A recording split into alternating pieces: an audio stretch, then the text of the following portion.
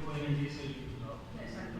Y por investigador. Ni los cuerpos policiales ni los detectives tenemos esto del secreto Profesional. El secreto profesional, no lo tenemos. Lo tienen.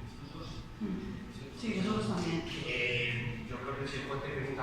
Ah, no, es ahora no, pensé que después fuera de sala, no, No tenemos secreto profesional. Ojalá pudiéramos tener secreto profesional y decir que nuestra fuente no la cuando. No. Esa es la cosa misma. Esto es ahora viene cuando todo el mundo ha hecho muchas pelis y eso la quiten. Es otra cosa que creo que también un poco por de la mesa que a lo mejor en nuestras novelas no editamos documental, porque ya sabemos que cuando avanzamos el informe y lo trasladamos en nuestras novelas, ya sabemos el procedimiento. Ojo, la realidad es el telediario. Si quiere el telediario una novela. Yo creo que lo bueno que hacemos cuando plasmamos la ficción es que profundizamos un poco más en esa realidad.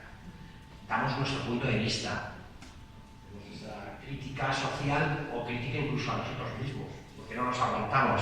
Entonces, directamente estamos creando ahí estos personajes que tenemos. Entonces, yo creo que es lo bueno que tiene esta ficción, ¿no? Que profundizamos un poco más, damos nuestra visión, pero también desde un punto de vista que sabemos